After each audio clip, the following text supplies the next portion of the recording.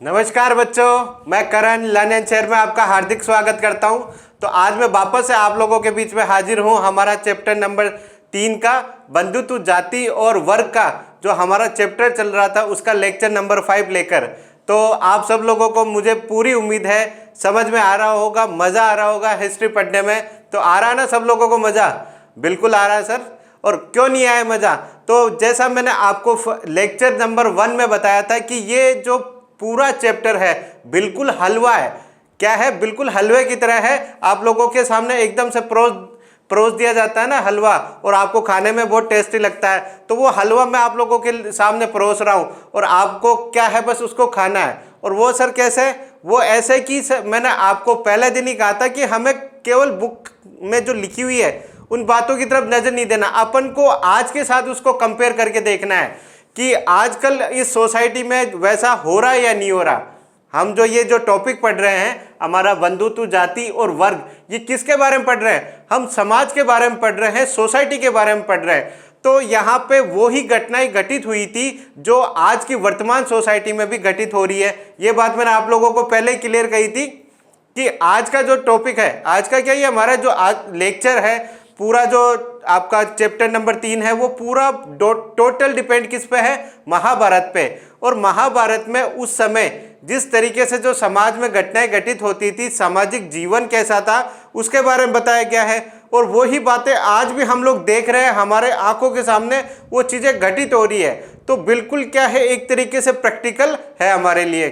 तो ये बात मैंने आप लोगों को बताई थी और अभी तक अपने 4 लेक्चर हो चुके हैं, उसमें आप लोगों को ये बात अच्छे से समझ भी आ चुकी होगी कि सर ने जो कहा था बिल्कुल सही कहा था। हमको केवल किताब में ये देख अरे ये लिखा हुआ वो नहीं देखना, आजकल उससे कैसा चल रहा है उसको कंपेयर करके देखो तो आपको नजर आ जाएगा अरे ये तो मैं बचपन से देखता आ रहा हूँ, ये सब चीज़ें तो मुझे पता है।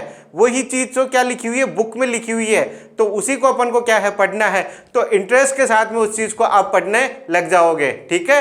तो मेरा हमेशा से यही उद्देश्य रहा है कि आपको जो भी एग्जाम्पल दूँ वो करंट से रिलेटेड दूँ, जो आपको क्या है उस चीज़ के बारे में एक कनेक्टिविटी प्रोवाइड करवाई जाए।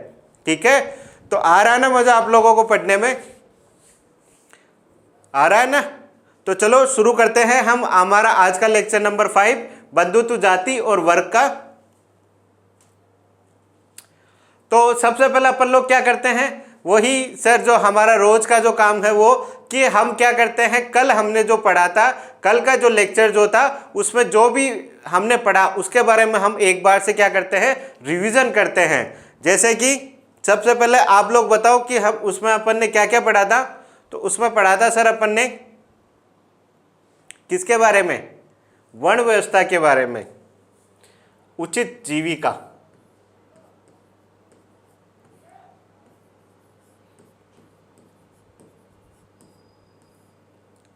कल का जो हमारा जो टॉपिक था वो क्या था? उचित जीविका का था। यानी कि जो समाज में अपने जीवन को निर्वाह करने के लिए जो नियम कायदे तय किए गए थे कि क्या काम करना है क्या काम नहीं करना, उन सब के बारे में हमने पढ़ा था। और अपन ने देखा था कि जो समाज में 4 वर्णों में विभाजित किया गया था, जो समाज था वो कितने वर्णों में विभाजित था? 4 वर्णों में विभाजित था। और उसके आधार पे ही हम लोग क्या करते थे, हम क्या जो भी हमारे पूर्वज थे उनको क्या काम बांट दिया गया था कि जो आपका जन्म आधारित जो वर्ण है उसके आधार पे ही आपको काम करना पड़ेगा। ठीक है? इसके बारे में पढ़ा था। और वर्णों के बारे में बताया था, 4 थे, ब्राह्मण, क्षत्रिय, वैश्य और शूद्र। यही थे ना? और कुछ था क्या? नहीं थे ना, 4 वर्ण ही थे। उन चारों वर्णों के मैंने काम भी बताया था आप लोगों को कि ब्राह्मण का काम क्या होता है, क्षत्रिय का काम क्या होता है, वैश्य का काम क्या होता है और शूद्र का काम क्या होता है। ठीक है? इसके अलावा अपन ने एक और टॉपिक पढ़ा था, वो था अक्षत्रिय राजा के बारे में।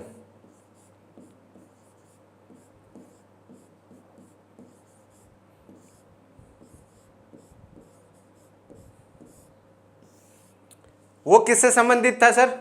तो वो संबंधित था आपका अक्षत्रिय राजा से। यानी कि जो हमारे जो वर्ण व्यवस्था थी उसमें ये बताया गया था कि 4 प्रकार के जो वर्ण बताए गए हैं, उसमें जो सेकंड नंबर वाला है क्षत्रिय वर्ग, और उसी क्षत्रिय वर्ग का काम क्या रहेगा? शासन करना। राजा जो बनेगा वो कौन बनेगा? क्षत्रिय ही राजा बन सकता है।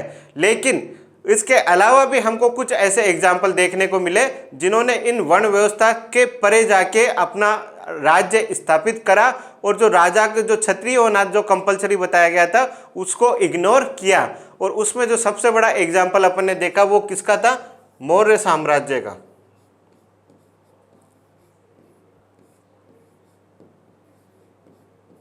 उसके अलावा सातवाहन वंश,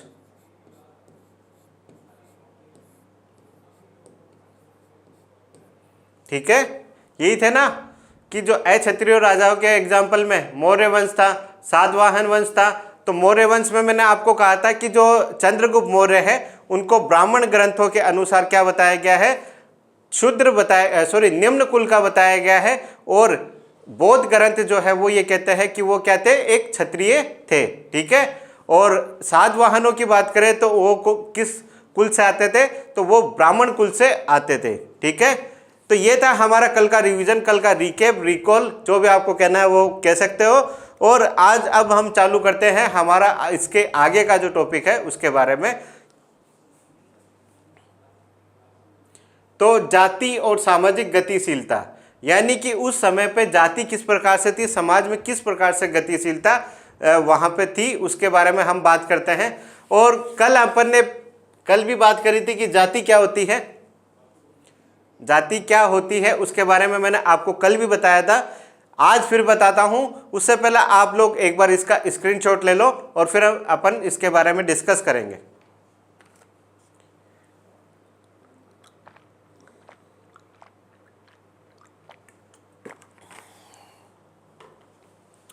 ले लिया? तो कल अपन ने डिस्कस किया था कि जाति क्या है? एक समाज में सोपानात्मक वर्गीकरण है। कल बताया था मैंने आपको जाति क्या है?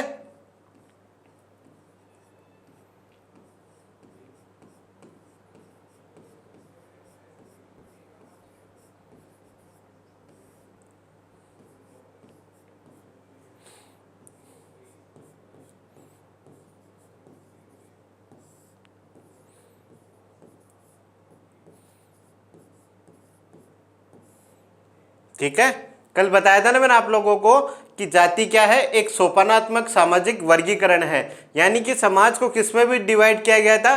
जातियों में भी डिवाइड किया गया था। अपन ने पहले 4 वर्णों के बारे में बात करी, तो आज के समय में हम बात करें ना वर्णों के बारे में, तो वो इतने लागू नहीं होते, इतने समाज में आप लोगों को देखने को नहीं मिलेगा, क्योंकि ना तो आजकल उस तरीके से राजा महाराजा है, ना उस तरीके से गुरुकुल वगैरह हुआ करते हैं। तो ये काम क्या है आजकल वो डिपेंड नहीं है, वो जो वर्ण व्यवस्था है आज के टाइम पे लागू नहीं है। लेकिन जाति की जो व्यवस्था है वो आज भी लागू है। आपका चाहे कर्म कोई सा भी हो, जाति कोई सी भी हो, लेकिन जो जाति जो शब्द है, जो जाति की जो परंपरा है, जो सामाजिक वर्गीकरण है, वो आज भी आपको देखने को मिलेगा, ठीक है ना। मिलता है ना सबको, आज के टाइम पे भी ये जो जाति वाला जो व्यवस्था जो बनाई गई थी वो आज भी आप लोगों को देखने को मिलेगी,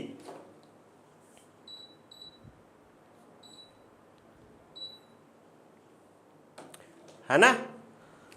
तो इसके बारे में अपन बात करते हैं। यहाँ पे जाति की तो बात होगी, सामाजिक गतिशीलता की बात कर रहे हैं। तो इसमें यह कहा गया था कि जब वर्ण व्यवस्था बना दी गई थी, तो वर्ण व्यवस्था बनाने के बाद क्या हुआ कि उस समय के जो कर्म थे उसके आधार पे इन्होंने क्या कर दिया, वर्ण व्यवस्था बना दी कि पढ़ाई लिखाई का काम कौन करेगा, वो अपने ब्राह्मण जो है वो कर लेंगे, क्षत्रिय जो राजा का काम कौन करेगा, सुरक्षा का काम कौन करेगा, क्षत्रिय कर लेंगे, बिजनेस का काम कौन करेगा, वैश्य कर लेंगे, और शूद्र जो थे वो इन तीनों की सेवा कर लेंगे, ठीक है।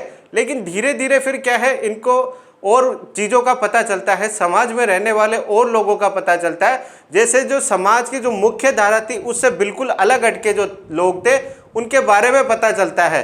तो फिर उनको किस कुल में रखा जाए, किस वर्ण में रखा जाए, ये इन लोगों के लिए एक कॉम्प्लेक्स काम हो गया था, जटिल काम हो गया था। तो इसके लिए इन्होंने एक अपना रास्ता निकाला और उस रास्ते में क्या कहा कि एक जो है सिस्टम और बना देते हैं, और वो सिस्टम को क्या नाम दिया, जाति दी, कि जो इस वर्ण में जो व्यवस्था में नहीं है शामिल, उनको किस में डिवाइड कर दिया जाए समाज में, वो जाति के आधार पर उनको वर्गीकृत कर दिया जाए। और फिर उनका भी क्या है काम, उन लोगों ने डिसाइड कर दिया कि ये काम करना है, वो काम करना है, ठीक है। किन्होंने? ब्राह्मणों ने। अपने जो धर्म शास्त्र है वो धर्म सूत्र है उनकी रचना किन्होंने करी थी? ब्राह्मणों ने करी थी। तो ये जो जाति की व्यवस्था है वो भी किन्होंने रखी? ब्राह्मणों ने ही रखी। क्यों रखी? क्योंकि जो 4 वर्ण व्यवस्था बनाई गई थी उन वर्णों के अलावा जो लोग रह गए थे, जो नए नए कैटेगरी जो सामने आ रही थी लोगों की, उसके बारे में इन्होंने एक सामाजिक व्यवस्था बनाने के लिए जाति व्यवस्था की शुरुआत करी थी। ठीक है, अब बात करते हैं अपन इसमें जो लिखी गई बातें हैं। ब्राह्मणी सिद्धांत में वर्षनीय ये वर्ण है। ठीक है बच्चों, वर्ण की तरह जाति भी जन्म आधारित थी। ठीक है, उस समय जो वर्ण व्यवस्था थी वो कैसी थी? जन्म आधारित थी। और आज के टाइम पे भी क्या है, जो जाति व्यवस्था है वो कैसी है? जन्म आधारित है या नहीं है ना? तो उस समय पे भी ये जो जाति व्यवस्था जो बनाई गई थी वो भी कैसी थी?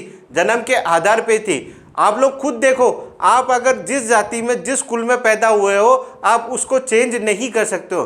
धर्म परिवर्तन जरूर कर सकते हो, कई करते हैं धर्म परिवर्तन, लेकिन जाति जो परिवर्तन है वो कोई नहीं कर सकता कि मेरी ये कास्ट थी मैं इस कास्ट में आ जाऊं, नहीं कर सकते हो ना। तो वो क्या है, आपकी जन्म आधारित है, वो ही आपको जाति माननी पड़ती है। ठीक है, यही है आज का समाज में भी। और उस समय का जो समाज था वो भी यही कहता था कि जो जाति है वो कैसी रहेगी? जन्म आधारित रहेगी और उसको चेंज नहीं किया जा सकता। वर्ष नहीं है, ये वर्ण है। ये टाइपिंग मिस्टेक हो चुकी है बच्चों। वर्ण जहां पे मात्र 4 थे वहीं पे जातियों की कोई संख्या निश्चित नहीं है। आज भी देखते हो जातियां क्या है? अनगिनत है। बहुत सारी जातियां हैं, आप उनके नंबर भी नहीं जानते होंगे कितनी जातियां हैं। ठीक है, तो जातियों की कोई संख्या है वो निश्चित नहीं थी। जहां कहीं भी ब्राह्मणी व्यवस्था पे नए समुदायों का आमना सामना होता उनका जाति में वर्गीकरण कर दिया जाता था। अभी जैसे मैंने आप लोगों को बताया कि 4 वर्ण बना दिए गए थे, उन 4 वर्णों के काम भी निर्धारित कर दिए गए, लेकिन समय समय पे इनके जो ब्राह्मण जो थे उनके सामने नई चुनौतियां आती रही। नई प्रकार के जो वर्ग जो थे समाज में वो इनके सामने आते रहे। तो फिर इन्होंने किस तरीके से इसको कैरेक्टराइज किया जाए, वर्गीकृत किया जाए, तो इन्होंने क्या कर दिया? जाति व्यवस्था बना दी। और जो भी नए वर्ग इनके सामने आ रहे थे उनको एक नई जाति का नाम दे दिया गया। ठीक है, जैसे एग्जाम्पल के तौर पे अपन बात करें, एक तो निषाद वर्ग की बात कर लेते हैं अपन। किसकी? निषाद वर्ग की। ये निषाद वर्ग कौन सा है? ये निषाद वर्ग वो ही है जिससे एकलव्य जुड़ा हुआ था। एकलव्य के बारे में मैंने आपको कल बताया था ना कल के लेक्चर में, कि गुरु द्रोण को ये अपना गुरु मानते थे और गुरु द्रोण ने इनको शिक्षा देने से मना कर दी थी। और उसके बाद ये अपनी गुरु द्रोण की मूर्ति बना के शिक्षा लेते हैं।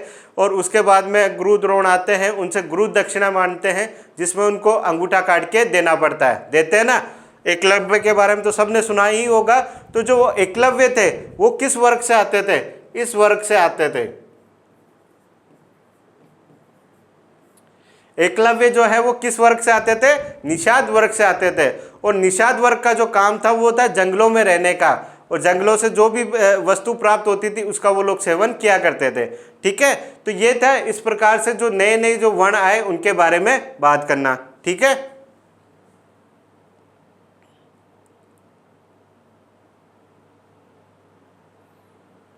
इसके अलावा आपको एक और एग्जाम्पल देखने को मिलेगा बुक में, स्वर्णकार का।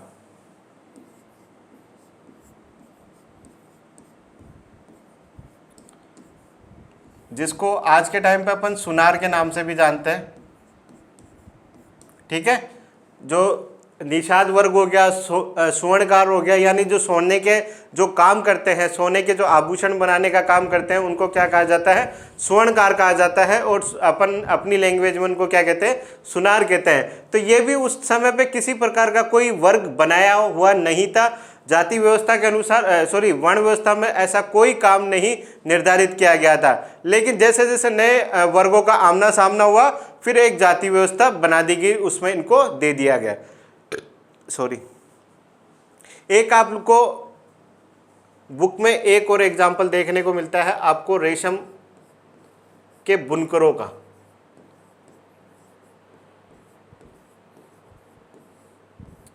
किसका? रेशम के जो बुनकर होते हैं, यानी जो रेशम से संबंधित जो काम करते हैं, रेशम के जो कपड़े बनाते हैं, उन लोगों का काम, उनके बारे में बताया गया है। तो कई बार क्या होता था, आप लोगों को मैंने श्रेणी के बारे में बताया था कि जो व्यवसाय का काम करते हैं ग्रुप में रहकर, उनको श्रेणी कहा जाता है। सेकंड लेक्चर में मैंने बताया था श्रेणी क्या होती है। जो लोग ग्रुप में रहकर व्यवसाय का काम करते हैं, एक जगह से दूसरी जगह जाते हैं, तो उनको श्रेणी कहा जाता है। तो जब कई बार ऐसे अपन को एग्जाम्पल देखने को मिले तो उनको किस श्रेणी में उनको श्रेणी में शामिल कर लिया गया था। तो ये जो रेशम के जो बुनकर थे ना, उनको भी एक जो अभिलेख मिला है, वो अभिलेख कौन सा है अपन को? मंदसौर अभिलेख।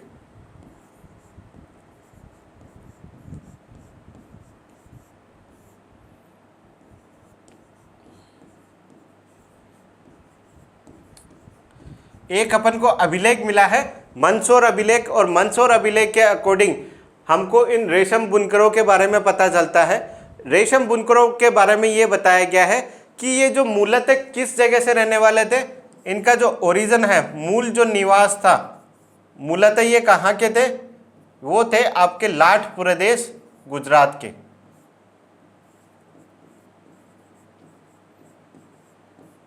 ठीक है, लाठ प्रदेश गुजरात। वो वहां से कहाँ चले जाते हैं? मंदसौर चले जाते हैं। उसको उस समय देशराज के नाम से जाना जाता था। मंदसौर चले जाते हैं। ठीक है, लाठ से कहाँ चले गए? मंदसौर चले गए। और मंदसौर में जो अभिलेख मिला है उसमें यह कहा गया है कि ये मंदसौर के जो राजा थे उस समय के, वो इनके काम से खुश हो गए और इनको फिर क्या है, वहीं पे निवास स्थान मिल जाता है और ये लोग वहीं पे परमानेंट रहना स्टार्ट कर देते हैं। तो ये भी क्या हुआ, रेशम के जो बुनकर थे वो भी एक अलग कैटेगरी हुई, एक अलग से शिल्पकार हुए। तो इस तरीके के आपको और भी कई एग्जाम्पल देखने को मिलेंगे जो वर्ण व्यवस्था से अलग थे। जैसे स्वर्णकार दिखा, स्वर्ण जो सोने के काम करता है। रेशम के बुनकरों के बारे में पता चला, और रेशम के बुनकरों के बारे में कहाँ से पता चला अपन को? मंदसौर अभिलेख से पता चला। तो ये जो हमारी जाति व्यवस्था जो बनाई गई थी उनसे इन्होंने जो वर्ण व्यवस्था बनाई गई थी ये लोग उनसे अलग थे, और ये इनको किस में शामिल किया गया था? जाति व्यवस्था में शामिल कर लिया गया था। क्लियर? आगे बढ़े। आगे अपन बात करते हैं ये सब जगह गलत कर दिया क्या? 4 वर्णों के परे एकीकरण। एक बार आप लोग इसका स्क्रीनशॉट लो।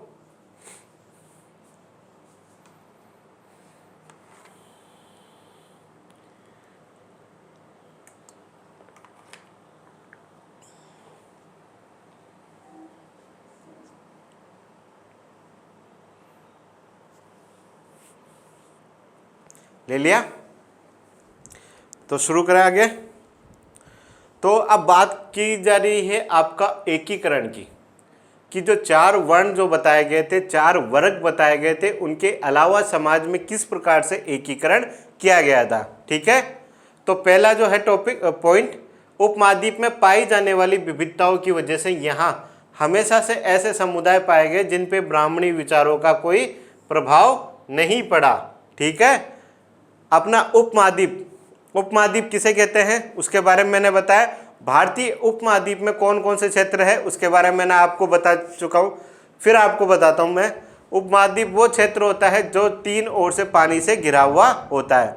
और भारतीय उपमहाद्वीप के क्षेत्र की बात करें तो वो है अपना भारत, अफगानिस्तान, पाकिस्तान, नेपाल, श्रीलंका, बांग्लादेश, इन सब को मिला के क्या कहा जाता है? भारतीय उपमहाद्वीप कहा जाता है। तो जब भारतीय उपमहाद्वीप की बात हो रही है तो उस समय पे आपको पता है 4 वर्ण चलते थे, ब्राह्मणी विचारधारा चलती थी। लेकिन फिर भी कई हमको ऐसे एग्जाम्पल देखने को मिलते हैं जो ब्राह्मणी विचारधाराओं को इग्नोर करते थे, नहीं मानते थे, जिन पे ब्राह्मणी विचारधाराओं का किसी भी प्रकार का कोई प्रभाव नहीं पड़ता था। ठीक है, ऐसे वर्ग में कौन कौन से आते थे, उनके बारे में क्या कहते थे, उनके बारे में बात करें। संस्कृत साहित्य में जब ऐसे समुदायों का उल्लेख आता है तो उन्हें विचित्र, असभ्य और पशुवत चित्रित किया गया है। जब कभी भी संस्कृत साहित्य जो है, धर्मशास्त्र जो है, या जो भी अपने संस्कृत से संबंधित ब्राह्मणी जो ग्रंथ है, उनमें जब कभी भी ऐसे लोगों का बारे में बताया जाता है जो इन ब्राह्मणी विचारधाराओं से अपना प्रभाव जो है अलग मानते थे, इन पे किसी भी तरीके से ब्राह्मणी विचारधाराओं का प्रभाव नहीं पड़ता था, तो उनके बारे में जब बात की गई है तो उनके बारे में ये बताया गया है कि ये लोग क्या थे, बड़े ही विचित्र थे। कैसे थे? बड़े ही विचित्र थे, असभ्य थे, यानी अनएजुकेटेड थे, सॉरी अनलिटरेट थे, या अनएजुकेटेड बोलो, या जो भी उनमें सभ्यता वगैरह मैनर्स वगैरह नहीं थे। इसके अलावा पशुवत चित्रित किए गए, यानी वो क्या था, एक तरीके से जानवर के परिवेश में उनको दर्शाया गया था। ये हमारे संस्कृत ग्रंथों के अनुसार बताया गया है। उसमें बात करें तो अभी जैसे मैंने आपको बताया निषाद वर्ग, और निषाद वर्ग किससे संबंधित है? एकलव्य से संबंधित है। तो आपने अगर कभी महाभारत वगैरह देखी होगी तो उसमें आप लोगों ने देखा भी होगा, एकलव्य का सीन जब आता है तो उसमें बिल्कुल ऐसे जंगलों में रहने वाला बताया गया है कि जो क्या कहते हैं उसको, जो पेड़ों के जो पत्ते वगैरह होते हैं उनके वो वस्त्र बना के पहनता है, और एक विचित्र सा प्राणी उसको बताया गया था महाभारत में भी। ठीक है, तो उसी तरीके से यहाँ पे भी वही बात बताई गई है कि वो ऐसे जो लोग थे जो वर्ण व्यवस्था से अलग थे, जिन पे ब्राह्मणी विचारधाराओं का कोई प्रभाव नहीं पड़ता था, वो असभ्य थे, विचित्र थे, पशुवत थे। तो यहाँ पे भी वही बातें बताई गई है। एग्जाम्पल के तौर पे आपको निषाद वर्ग, यायावर, पशुपालक समुदाय वर्ग, इन सब के बारे में यही बातें कही गई है जो अभी मैंने आपको बताई। विचित्र, असभ्य और पशुवत, इनकी जो कैटेगरी है वो कुछ इस तरीके से बता दी गई थी कि इनको समाज में जो किस तरीके से रहा जाता है उसके बारे में किसी भी प्रकार से कुछ भी पता नहीं है। ठीक है, क्लियर हुआ? तो चलो, इसको लेकर ही मेरे को एक स्टोरी याद आ गई जो आपके बुक में भी दी गई है और आप लोगों ने सबने सुनी भी होगी। तो आप लोगों ने एक महाभारत जब देखी है तो उसमें एक कैरेक्टर आता, कैरेक्टर क्या बोले, एक जो भी पात्र वगैरह जो भी होते हैं उसके बारे में बात करें तो वो था घटोत्कच।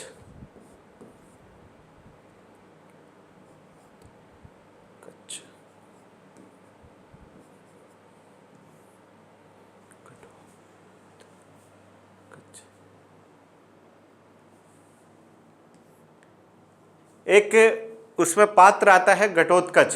तो ये घटोत्कच कौन था उसके बारे में अपन बात करें, और इनकी क्या स्टोरी है उसके बारे में बात करें। तो ये कौन था? भीम का पुत्र। ठीक है, घटोत्कच कौन था? भीम का पुत्र था। तो बोले सर ये भीम का पुत्र कैसे हुआ, उसके बारे में बात करें। जबकि आपको पता होना चाहिए जो घटोत्कच वो जो था वो क्या था? एक राक्षस था। घटोत्कच जो था वो क्या था? एक राक्षस था। तो राक्षस भीम का पुत्र कैसे हो गया सर, उसके बारे में बात करें तो जैसे अपन ने ब्राह्मणी विचारधाराओं के बारे में पढ़ा कि जो ब्राह्मणी विचारधाराओं को नहीं मानते थे उनको किस तरीके से पशुवत चित्रित किया गया है, राक्षस समुदाय से बताया गया है, एक असभ्य बताया गया है, अलग कैटेगरी में बताया गया है। तो उतनी कैटेगरी में से इनकी जो माता थी घटोत्कच की वो संबंधित थी, वो एक राक्षस थी और उनका नाम क्या था? हिडिंबा।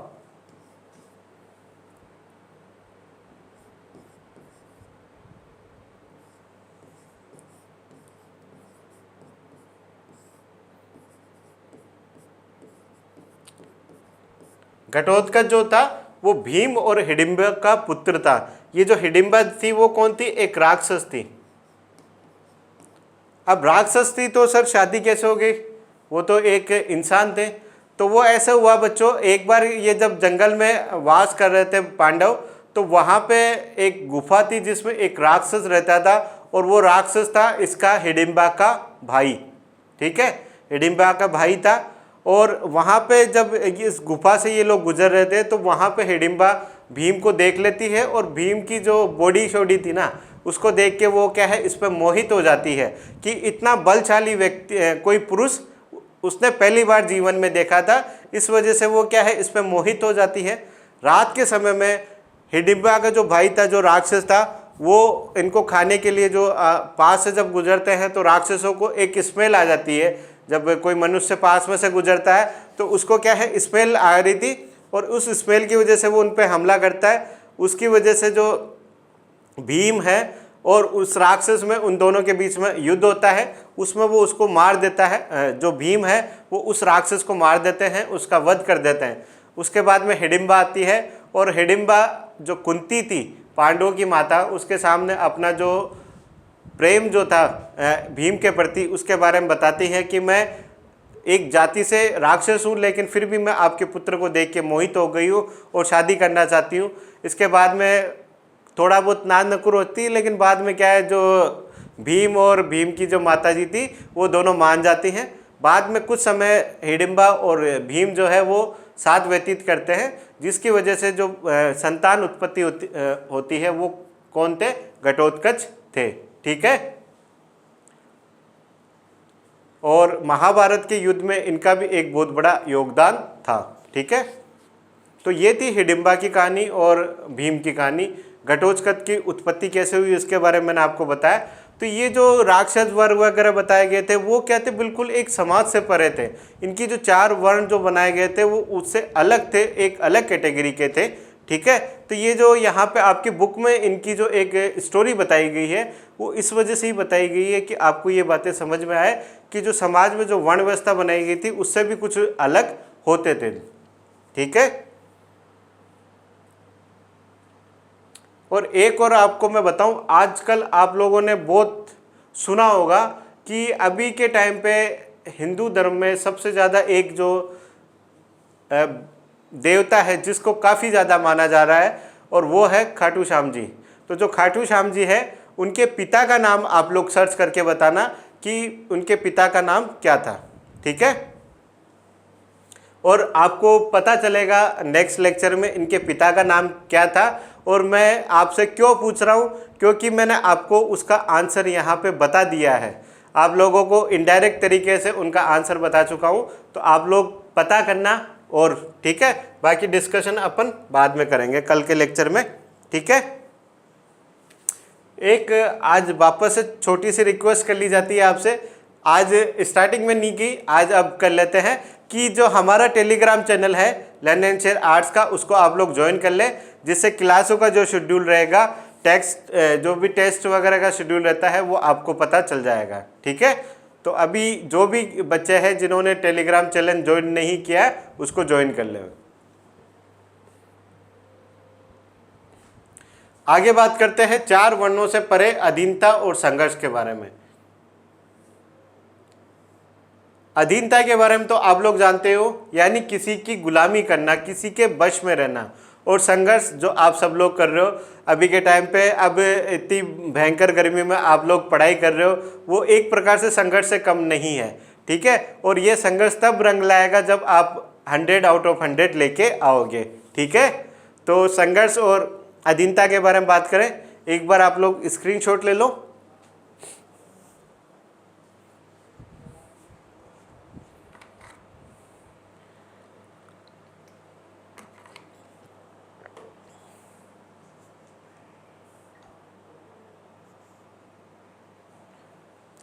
ले लिया स्क्रीनशॉट? चलो पढ़ते हैं क्या कह रहे हैं। ब्राह्मण कुछ लोगों को वर्ण व्यवस्था वाली सामाजिक प्रणाली से बाहर मानते थे। बिल्कुल है सर, अभी जैसे अपन ने बात करा कि कुछ ऐसी कैटेगरी जो सामने आ गए तो उनको तो उन्होंने जाति व्यवस्था में रख दिया, लेकिन फिर भी कई ऐसी कैटेगरी थी, ऐसे काम थे जिनके उनकी वजह से उनको समाज की जो प्रणाली थी उससे अलग माना था, और उन्होंने समाज में कुछ वर्गों को अस्पृश्य घोषित किया था, कर सामाजिक वैमनस्य को और अधिक प्रखर किया था। अस्पृश्य का मतलब होता है अनटचेबल, जिनको टच करना भी पाप माना जाता है, जिनको टच नहीं किया जाता उस चीज़ को क्या कहा जाता है, अस्पृश्य। तो समाज में जो हमारी सामाजिक प्रणाली चल रही थी, वर्ण व्यवस्था जो चल रही थी, जाति व्यवस्था जो चल रही थी, उसमें कुछ ऐसे लोग थे जो इस सामाजिक प्रणाली से बाहर थे, और उनको ब्राह्मणों ने क्या घोषित कर रखा था, अस्पृश्य घोषित कर रहा था, अनटचेबल घोषित कर रखा था कि उनको टच करना भी पाप माना जाएगा। और इस प्रकार की जब व्यवस्था बनाई जाती है तो एक क्या है, वैमनस्य आ जाता है, यानी मन में एक विचार आ जाता है कि इस प्रकार से ये जो चीज़ें हैं, एक जो गेप वाली जो है ना, समाज में इतना गेप हो गया कि किसी को टच करना भी पाप माना जाता है, तो वो क्या हो जाता है, एक प्रकार से वैमनस्य हो जाता है। ठीक है, और उसको क्या है, इन्होंने बढ़ाने का काम किया था कि मन में इस प्रकार के जो विचार है उन सब चीज़ों को इन्होंने बढ़ाने का काम किया था।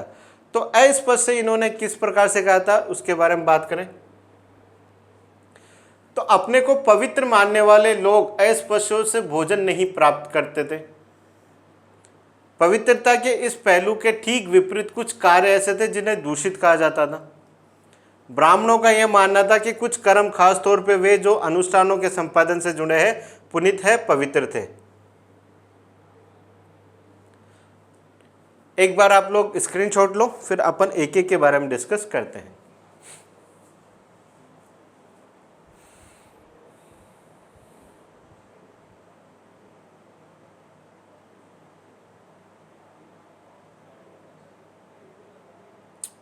ले लिया? चलो बात करें। जब ब्राह्मणी व्यवस्था से इन्होंने क्या कर दिया, अलग कर दिया लोगों को, तो उनको क्या नाम दे दिया गया, अस्पृश्य, अनटचेबल नाम दे दिया गया। तो जब अनटचेबल नाम दे दिया गया, तो जब अनटचेबल लोग कुछ पवित्र लोग हो गए। पवित्र लोग कौन हो गए? जो पूजा पाठ से संबंधित काम करते थे, अनुष्ठानों से संबंधित काम करते थे, ऊंचे वर्ण व्यवस्था में वो उनका स्थान रहता था, उन लोगों को इन्होंने क्या नाम दिया, पवित्र नाम दिया गया। ठीक है, ब्राह्मण व्यवस्था के अनुसार जो पवित्र कौन कहलाए, जो अनुष्ठानिक काम करते थे उनको पवित्र कहा गया है। तो वो जो पवित्र लोग थे उनको क्या है, जो अस्पृश्य लोग हैं उनसे भोजन स्वीकार करने का अधिकार नहीं था। ठीक है, कि आप अस्पृश्य लोगों से किसी भी प्रकार से कोई दान दक्षिणा, किसी भी प्रकार का कोई खाने से संबंधित सामग्री आप नहीं ले सकते हो। उनको टच करना भी पाप माना जाता था, तो आप उनका भोजन कैसे ग्रहण कर सकते हो। ठीक है, ये बात किस में बताई गई है, अपने ब्राह्मण ग्रंथों में बताई गई है। और इनको क्या कहा गया है, दूषित माना गया है। ठीक है, अगर पवित्रता के इस पहलू के ठीक विपरीत कुछ कार्य ऐसे थे जिन्हें दूषित भी कहा गया है। पवित्र तो कौन थे, जो अनुष्ठानिक कार्य करते थे, और इसके विपरीत यानी उल्टा कुछ ऐसे लोग थे जो दूषित काम करते थे। अब दूषित काम कैसे होते हैं, कैसे होते हैं दूषित काम, कि जो अनुष्ठानिक कार्यक्रम तो थे जो पवित्र हो गए, लेकिन कुछ काम ऐसे थे जैसे लोगों की सेवा करना। जैसे शूद्र के बारे में बताया कि तीनों जो वर्ण हैं उनकी क्या करेंगे, सेवा करेंगे। इसके अलावा जंगलों में रहने वाले कुछ ऐसे लोग थे जो मृत पशुओं को क्या कहते हैं, उनको दफनाने का काम करते थे, शवों की अंत्येष्टि का काम करते थे। इन लोगों को जो काम था वो क्या कहा गया, उन समाज में दूषित काम बताया गया है। और ऐसे लोगों को इन्होंने क्या कहा है, अस्पृश्य है। तो ऐसे अस्पृश्य दूषित कार्य करने वालों को किसी भी प्रकार से पुनीत कार्यों में भाग नहीं लेना चाहिए। ठीक है, तो दूषित कार्यों के बारे में बात करें ना, तो ये जो आज का जो टॉपिक है वो यहाँ पे ख़त्म नहीं होता है। इसको कल अपन आगे कंटिन्यू करेंगे। और उसमें अभी जैसे मैंने कहा कि अंत्येष्टि करने वाले, अंत्येष्टि करने वाले, और एक जो शब्द आता है चांडाल, एक जो वर्ग आता है चांडाल के बारे में। एक मैंने आपको मनुस्मृति के बारे में बताया था कि मनुस्मृति क्या है, हमारी एक तरीके से उस समय का जो संविधान हुआ करता था, समाज में किस तरीके से कार्य का निष्पादन करना है, उसके बारे में किस में बताया गया है, मनुस्मृति में बताया गया है। एक जो अभी दूषित काम के बारे में बात करी, तो दूषित काम करने वाले कौन थे, वो थे चांडाल वर्ग के। इनका काम ये था मृत पशुओं को अंत्येष्टि करना, जो जिनके कोई परिजन नहीं है, उन लोगों की अगर मृत्यु हो जाती है तो उनकी अंत्येष्टि करने का काम होता था, तो उनको चांडाल कहा जाता था। तो ये चांडाल किसके अकॉर्डिंग बताया गया है, मनुस्मृति के अकॉर्डिंग बताए गए हैं। तो इन सब के बारे में, इनका जो चांडाल जो थे उनका काम क्या होता था, इनको किस तरीके से समाज में वर्गीकृत किया गया था, उन सब के बारे में अपन कल डिस्कस करेंगे। आज का जो टॉपिक है वो आपका कंटिन्यू रहेगा आगे। ठीक है, ऐसा नहीं कि वो जो टॉपिक जो चल रहा था अपना एकीकरण और संघर्ष और अधीनता वाला, वो कंप्लीट नहीं हुआ, आगे भी आपका कंटिन्यू चलेगा। ठीक है, उसमें आपको मनुस्मृति के बारे में, चांडाल के बारे में बताया जाएगा।